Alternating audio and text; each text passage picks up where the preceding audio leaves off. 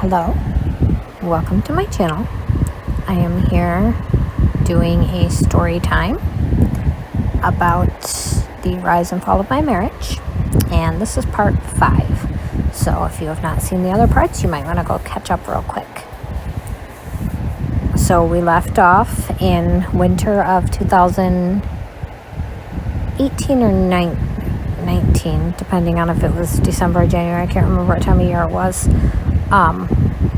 I think it was early winter 2019. So then, I don't know, maybe a month or two later, it was still winter time, but maybe like getting into early spring. It's still cold enough to need the heat, but not, I don't think it was like dead of winter. So I wake up one morning, I think it was on a weekend. I don't know if it was a weekend or a weekday, because like I said, my ex-husband worked midnights, and I hear like loud banging going on. So I go downstairs, and the banging's coming from the basement. So I got on there, and my husband is like banging on we had like a combination hot water heater furnace. And I was like, what are you doing? And he's like, stupid hot water heater went out. And I'm like, okay, I did notice it was kind of cold in here. Like, what happened? He's like, I don't know, I gotta fix it. He's like, I'm waiting for Rob, which was our neighbor, to come over and help me. I'm like, okay. So I go upstairs, and I'm drinking coffee, whatever. My neighbor comes over, and he's like, hey, I hear your furnace is out. I'm here to help Bob. I'm like, all right, going downstairs. So my neighbor goes downstairs, and he's talking to my husband, and my husband's telling all this stuff is wrong with it, and he's like, we gotta go get parts. So they leave to go get parts, and they come back, and they're down there working on it, and I go downstairs to kind of check on the progress, because I'm like, man, it's getting kind of cold in here. Let's see what's going on. And my husband goes upstairs to go find some tool that he needs, and my neighbor turns to me, and he says, hey, there's nothing wrong with your heater. Your furnace is fine. It never was broken. It is not broken. I don't know what he's doing or what he thinks he's replacing. Nothing is broken. And I'm like, are you kidding me? And he's like, yeah, it works perfectly fine. And I'm like, what the heck is going on? And he looks at me and he says, I think Bob is on meth. And I was like, are you joking? Absolutely not. No, he's not. What is wrong with you? He's 50 years old. And I was like, get the hell out of here. And he's like, I mean, you don't have to believe me, dude, but that's what I think. I'm like, okay, buddy, like, sure thing. Basically called him crazy. That was it. What are you thinking? No. So then they fix, and I mean that in serious quotes here, the furnace, which essentially they replaced a part that was never broken, and it was working, and then the heat came on, and it was fine.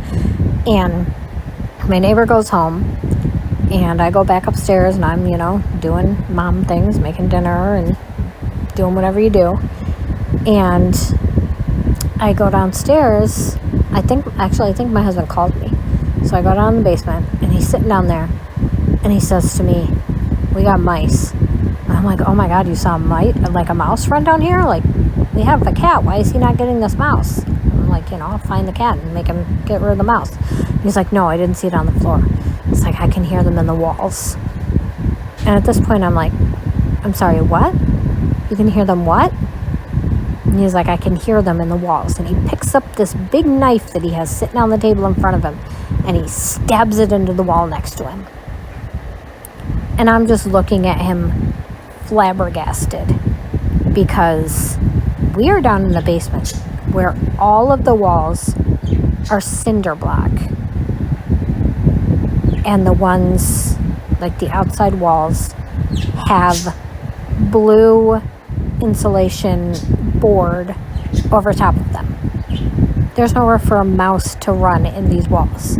It is cinder block with this insulation like glued to it, or however the heck you put this insulation foam board stuff on there. It's not glue, but whatever. I don't know construction terms. So he just stabbed this foam and then hit cinder block. And he looks at me and he says, got it. I'm like, you got what? You sure did not just get a mouse. I'm just like, oh, okay. Like, at this point, I'm just like, okay, I'm gonna act like this is a normal situation. So I'm like, wow, you got the mouse. Way to go. And then I go upstairs and I'm thinking, what on earth is my life right now? Like, why is he being crazy? And again, dummy me, I'm just thinking that he's just, midnights is getting to him and he's getting overtired. So I'm like, okay, this is kind of wild.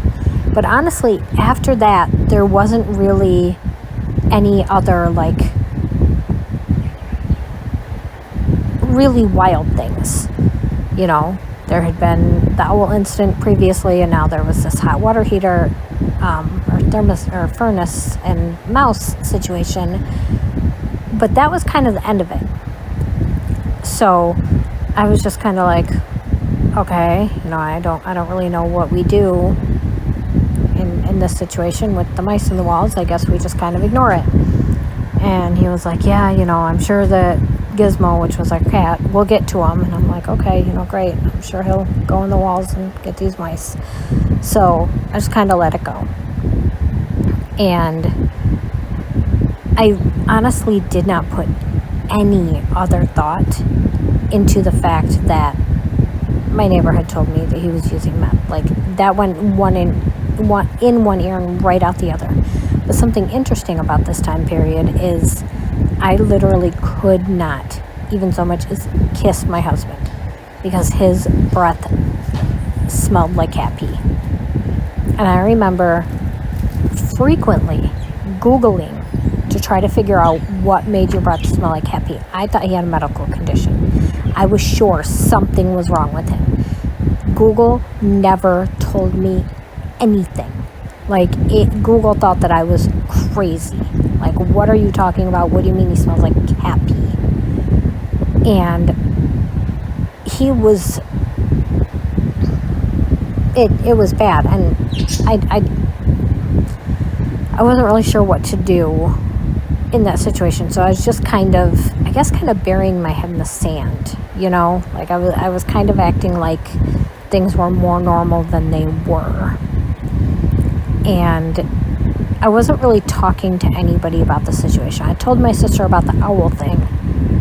And obviously my kids were kind of living the other stuff because they were just kind of seeing it happen. But we all thought that there was something medically wrong with him. So I was spending a lot of time trying to Google this stuff and trying to figure it out. And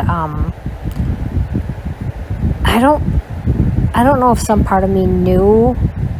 I don't know. I mean, I didn't know. That's the thing, is I really didn't know. But I didn't really say anything to anybody. Like, I didn't tell my sisters. I didn't really say anything to my friends.